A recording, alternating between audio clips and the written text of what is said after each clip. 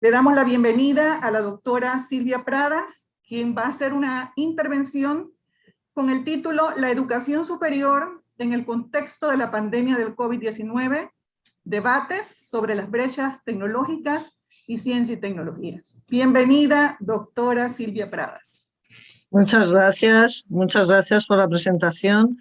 Y efectivamente me encuentro muy agradecida de poder compartir con ustedes este rato de conversación sobre este asunto.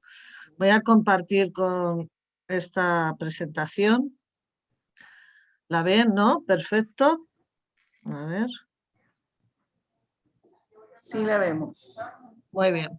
Bueno, pues comentarles que bueno, estas son las casualidades de la vida, ¿no? Cuando me convocaron para formar parte y participar en este encuentro maravilloso y hablar sobre este asunto, pues justo me pillaron ustedes en el proceso de un estudio que hemos hecho muy profundo y serio en todo lo que es la Comunidad de Madrid. Yo les sitúo.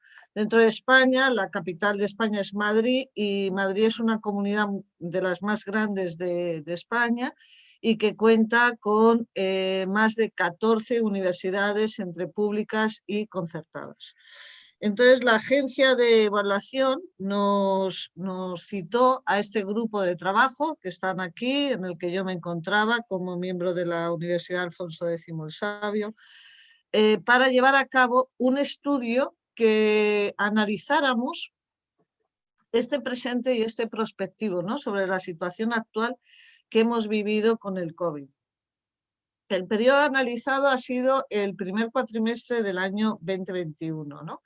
Y también se podía analizar el segundo cuatrimestre cara sobre todo a las prácticas externas. Y finalmente elaboramos un informe que al final les daré el enlace para que ustedes puedan tenerlo y poderlo leer con tranquilidad y les sirva un poco de pauta para una iniciativa que puedan tener incluso también en el propio Panamá, ¿no? Bien, ¿qué hicimos? ¿Qué metodología seguimos? Bueno, pues la metodología fue muy paralela a lo que significa la propia memoria de los títulos según Bolonia, ¿no?, según la Comunidad Económica Europea a la que pertenecemos. Entonces, ahí se recogen unas actividades formativas teóricas, unas actividades formativas prácticas, luego lo que son propiamente las prácticas externas de los títulos, el sistema de evaluación, la información y transparencia y el refuerzo de la enseñanza a distancia, ¿no? Se analizaron las adendas. Las adendas forman parte de lo que sería la parte de la transparencia, ¿no? Desde que se instaura Bolonia, el alumno, el alumno debe de tener toda la información a su alcance y tiene que ser muy transparente, muy clara y muy concisa. Cuando nos vemos metidos en el momento de la pandemia, donde hubo un momento de confinamiento total y otro momento de medio confinamiento, ¿no?, y se empezaron a abrir las posibilidades de desplazarse a las universidades y tal, pues todo lo que la universidad iba a instaurar como nuevas normativas, nueva forma de hacer, tendría que ser transparente y escribirlo y publicarlo para que los alumnos estuvieran totalmente informados, ¿no? Se ha hecho un formulario por título y se hizo un formulario de entrevistas. Y se hizo unas entrevistas por títulos a las distintas universidades, a los distintos profesores y a los distintos alumnos, porque se quiso saber la perspectiva de este periodo desde la visión del profesorado y también desde la visión del alumnado. Bueno, estas son las universidades que participaron, fueron más de 349 profesores, de 263 estudiantes, se realizaron 230 formularios, Hubo 64 paneles porque reunimos por similitud de títulos y hubo más de 128 entrevistas, ¿no? Como veis, pues fueron 14 universidades participantes. Bueno, se hizo una criba de esa masa de títulos que tiene todo lo que es la Comunidad de Madrid y se consideró un ejercicio válido el dividirlo en títulos de arte y humanidad, ciencias, ciencias de la salud, ciencias sociales y jurídicas, ingeniería, arquitectura y el total de las modalidades. Y luego las modalidades se contempló cómo había respondido la universidad presencial, qué respuesta dio la semipresencial y qué respuesta dio la universidad a distancia o totalmente online, ¿no? De tal manera que tuvimos una visión completa de qué había ocurrido en la época del COVID-19 en la universidad, en las universidades del ámbito de la Comunidad de Madrid. Y desde los distintos títulos, ya sea desde arte, desde ciencias de la salud, como ciencias sociales y jurídicas o ingeniería y arquitectura, ¿no? Bien, bueno, este fue el cronograma que aplicamos y estos son los resultados generales que es interesante que ustedes conozcan. Por un lado, esta situación excepcional, ¿cómo se adaptaron las actividades teóricas, las actividades de formación teóricas? Pues fundamentalmente hacia la docencia híbrida. ¿Qué era la docencia híbrida? Era combinar lo presencial y lo online, ¿no? Y lo online síncrono. ¿Cómo se hacía? Bueno, pues generalmente las universidades dividían a los grupos en dos grupos a su vez y se alternaban, ¿eh? En una semana iba un grupo presencialmente y el otro grupo continuaba la clase online y a la semana siguiente el que había estado en clase online lo hacía presencial y el que había estado en presencial lo hacía online. No obstante, se grababan todas las sesiones de clase, todas las sesiones. Y la docencia online era también asíncrona, si era necesario, ¿no? Bien. ¿Qué horarios y qué modificaciones hubo en los horarios? Pues prácticamente muy pocas modificaciones, muy pocas modificaciones. Se adaptó la universidad a los horarios establecidos, ¿eh? Y se impartían tanto clases por la mañana como clases por la tarde, ¿no? Con el fin de mantener la distancia de seguridad, sobre todo en los híbridos, ¿qué medidas se habían puesto? Bueno, pues se desdoblaron los grupos, se hicieron turnos, también cambiaron los turnos. Ha habido más espacios, las universidades hicieron un esfuerzo ímprobo en abrir más aulas, porque se desdoblaban los grupos. También se trabajaba en aulas espejo. No sé si esta iniciativa y esta experiencia la tuvieron ustedes. Las aulas espejo consistían en que en dos aulas estaban repartidos los alumnos del mismo grupo. En un aula el profesor estaba impartiendo al grupo y en el otro aula los alumnos que estaban presencialmente seguían la clase a través de un monitor, de una pantalla gigante, pero estaban presencialmente y tenían acceso al profesor. ¿Cómo se aumentaron los recursos audiovisuales? Bueno, pues fundamentalmente en las grabaciones, ¿no? Y también se aplicaron muchas metodologías activas. Se trabajó mucho todo el tema de las clases invertidas, el flipped classroom. Se trabajó mucho el aprendizaje por proyectos. Se trabajó mucho la evaluación entre pares. O sea, todo lo que provocase que era necesario y además imprescindible en una situación anómala como era la que vivíamos, mayor participación de los alumnos, ¿no? Una cosa curiosa que pasaba era y comentábamos, muchos profesores comentaban que las clases cuando era totalmente online, cuánto les costaba activar la cámara y el micro, ¿no? Era una de las dificultades que tenían y que era una falta de costumbre, ¿no? Y por eso cuando teníamos la entrevista con los alumnos, ellos remarcaban la importancia de lo presencial, ¿no? La importancia de estar juntos. Bien. ¿Cómo ha sido la adaptación de las clases prácticas? Bueno, en las clases prácticas la tendencia ha sido conseguir en la medida en que se pudiera, que fueran presenciales, ¿no? Que fueran presenciales aunque se tuviera que hacer turnos y aunque tuvieran que a lo mejor entrar un grupo, salir, entrar otro grupo y así secuencialmente. Bien, ¿por qué? Porque sobre todo en las áreas de ciencias precisaba el profesorado que eso lo experimentaran directamente los alumnos, ¿no? En otros momentos en los que no era tan factible o tan posible el hecho de tener esa presencialidad, lo que se desarrolló en muchas de las universidades, y fue una idea acertada, fueron laboratorios virtuales. Crearon laboratorios virtuales que permitían el simulacro de esas prácticas que tenían que realizar en los diferentes títulos, ¿no? Después, ¿cómo ha sido la adaptación de las prácticas en los laboratorios, en las infraestructuras? Pues como les estaba diciendo, ¿no? Lo que sí que hicieron mucho es, para que esa práctica les resultara también más cómoda y más fácil, hicieron lo que le llamaban píldoras de formación, pequeños vídeos donde se les explicaba detenidamente esa práctica que luego tendrían que hacer individualmente.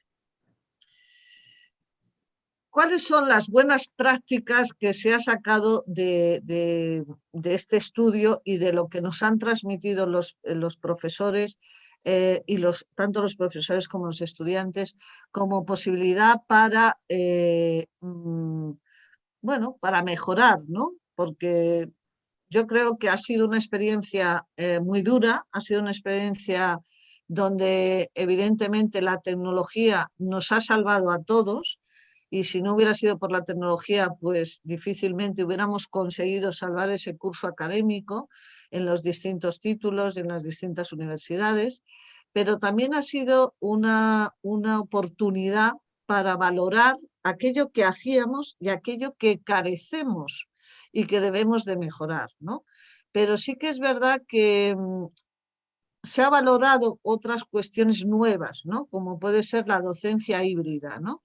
El poder combinar la adaptación de alumnos en clase y alumnos online y esa diversidad del profesorado, ¿no? De saber atender a unos y a otros, ¿no? Sobre todo cuando estamos viendo, y en muchos países ya se habla de esa sexta ola, ¿no? Bueno, que Dios quiera que no nos ocurra y que no sea tan duro como por ejemplo los de Austria, que les han tenido que confinar otra vez, ¿no? Bien, pero también hemos descubierto que los alumnos en este tipo de actividades, en esta modalidad nueva que nos hemos visto obligados a ejercer, nos pedían mayor implicación, ¿no? Mayor implicación. Y nos ha pillado, o les ha pillado, yo tengo un largo recorrido en la modalidad online, con lo cual, bueno, pues no soy el ejemplo, pero muchos profesores de la modalidad presencial, esta situación les ha pillado un poco a desmano, ¿no? Por eso más adelante también veremos el esfuerzo que hizo la universidad por potenciar la formación del profesorado. Pero de repente, bueno, se tenían que reciclar ese profesorado y descubrir que la formación online o la formación híbrida no es exactamente lo mismo que una formación presencial, que exige otro tipo de metodologías, que exige unas actividades donde requieran mayor participación del alumnado y mayor implicación del alumnado, donde tú plantees debates o comentarios o sugerencias que provoque al alumnado, etcétera, etcétera, ¿no? también esta situación requiere de unos recursos nuevos, recursos que a lo mejor en la presencialidad no los necesitábamos, ¿no? Pues unas plataformas de campus virtual potentes, sostenibles y fijas, ¿no? O sea, que sostenibles en el sentido de que no se nos caiga cuando estamos en lo más interesante o en el momento del examen, ¿no? Necesitamos simuladores, necesitamos conexiones virtuales, necesitamos esos laboratorios virtuales, bueno, y todo ese tipo de contenidos grabados que ponemos a disposición del alumnado, ¿no?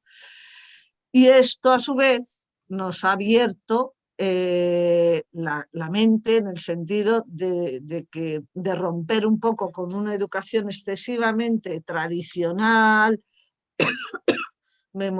memorística, etcétera, y introducir metodologías nuevas como el aula invertida o el flipped classroom, el aprendizaje cooperativo o el aprendizaje basado en proyectos, ¿no?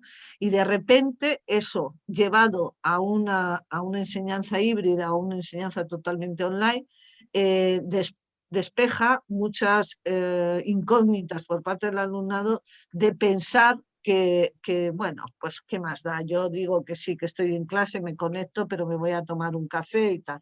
No, te va a exigir el estar allí, te va a exigir el estar allí.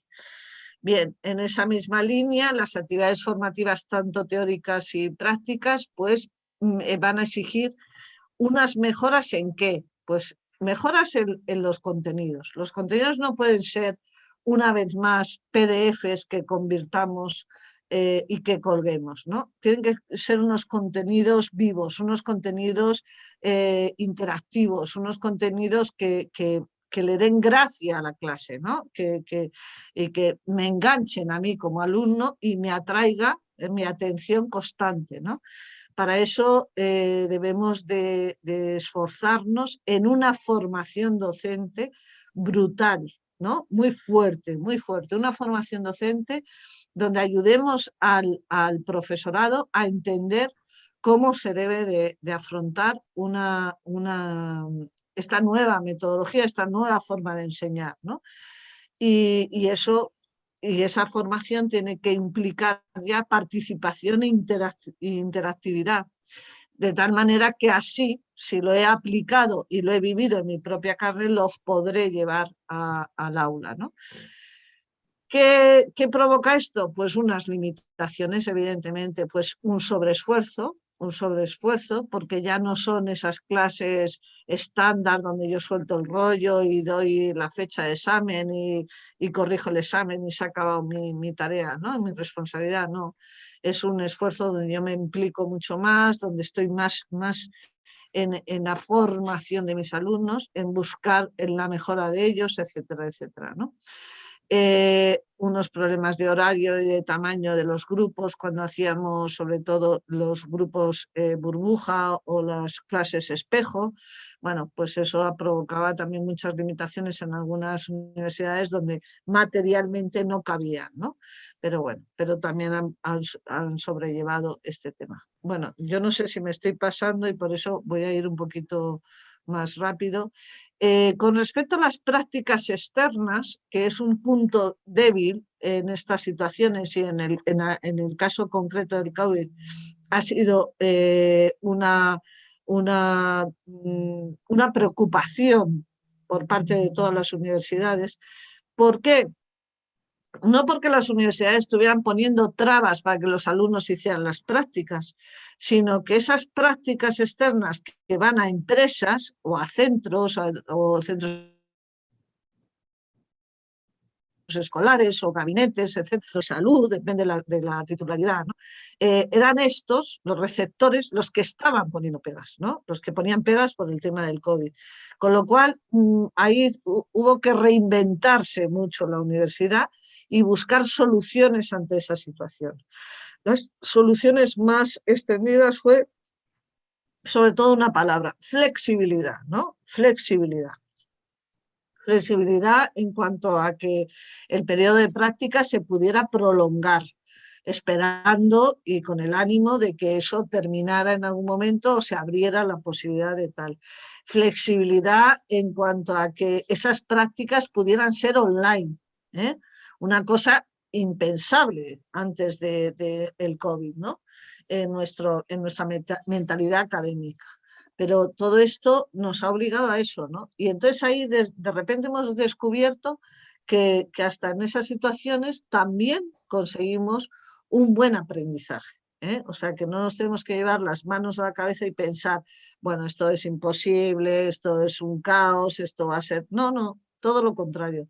Si ponemos los medios y los recursos para resolver, podríamos conseguir, como se consigue en muchos casos, un proceso de aprendizaje adecuado y un aprovechamiento también bueno de ese periodo de prácticas.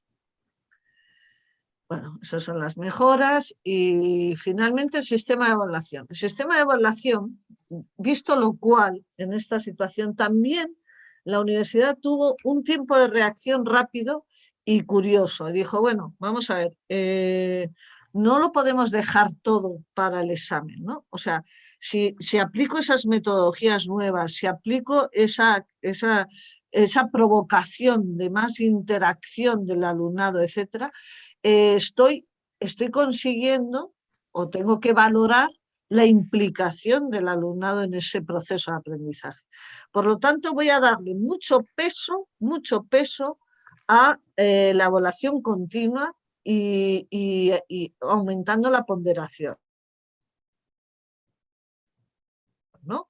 Entonces, ese examen presencial que dudábamos si iba a ser presencial o iba a ser online, finalmente fue online y también ahí la universidad, como vemos en la siguiente slide, la universidad tuvo que poner los recursos necesarios para que se pudiera hacer online y fuera antiplagio, ¿no? Y entonces, bueno, pues ahí se colocaron programas como el Respondus o cualquier otro parecido, donde se le bloqueaba al alumno todo el escritorio y solo podía estar en el campus y solo podía meterse en el examen concreto que tenía, ¿no?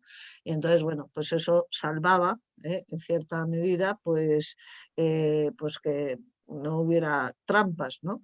También lo que hicieron muchas universidades es que al iniciar el examen el alumno enseñaba, se le grababa su cara, se grababa con su carnet de identidad, que lo mostraba a la cámara y bueno, y entonces así asegurábamos que el que estaba haciendo el examen era nuestro alumno, ¿no?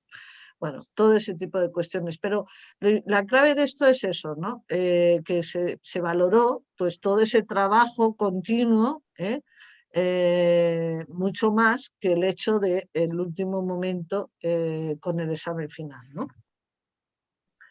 Bueno, aquí lo tenéis, de todas maneras esta presentación está para vuestro servicio y no voy a ahondar más en cuestiones que quedan claras, ¿no?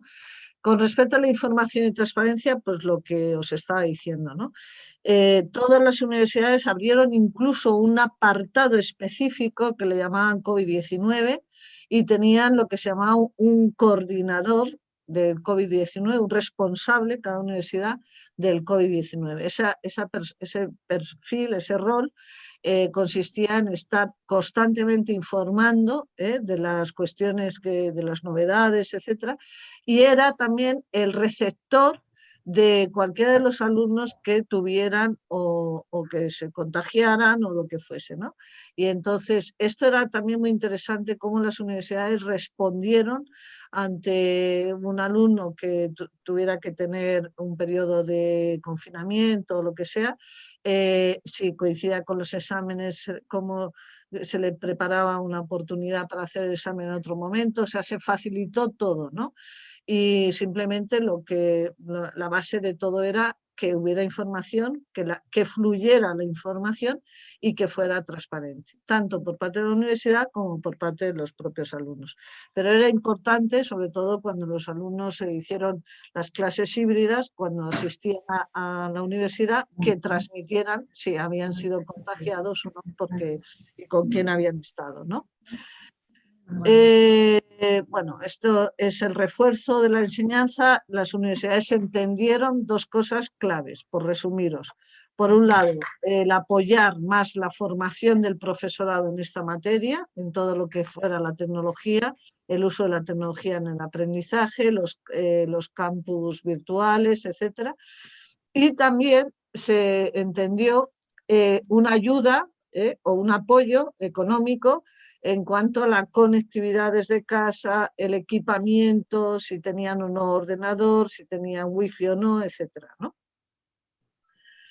¿Y qué más? Y nada, como conclusiones, bueno, pues que fue mucho el esfuerzo, que hay una formación intensiva, que, que hay que reivindicar la docencia presencial, y es un poco lo que se puso en relieve, ¿no? Y de hecho volvimos a una docencia presencial. La buena actitud de los estudiantes en este informe y sus buenas respuestas y cómo fueron de sinceros, ¿no? Con todo lo que les preguntábamos y sobre todo eso, ¿no? La mayor aplicación de las metodologías activas y la importancia de estas. Bueno, yo terminaría aquí. No sé si queréis, hay un momento de preguntas, ¿no?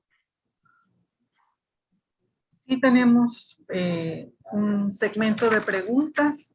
Muy Muy bien. interesante la experiencia y definitivamente da para mucho por los contextos, ¿no?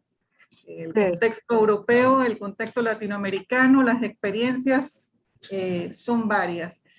Le pedimos a los que están en sala, si tienen preguntas, que por favor las compartan a través del chat. Y los que están acá presencial, acá tenemos una pregunta por Sí. parte de la profesora Gladys Correa, jefa de docencia del ICASE. ¿Cómo fue la aceptación de los estudiantes al tener que incursionar en el aprendizaje virtual?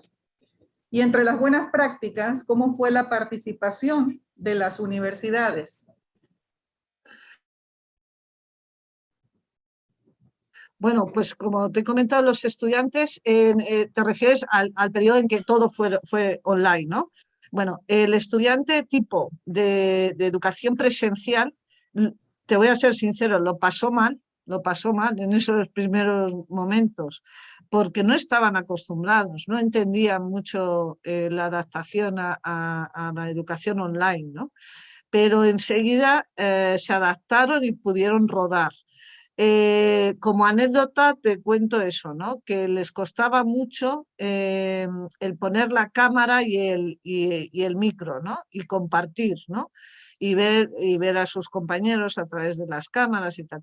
Pero bueno, eso también tenía mucho la iniciativa del propio profesorado, que era el que les obligaba, ¿no? A que compartieran y a que todos figuraran como nosotros ahora mismo estamos aquí en el Zoom, ¿no? Bueno, ellos cerraban la cámara, cerraban el micro, etcétera. Bueno, eso les costaba.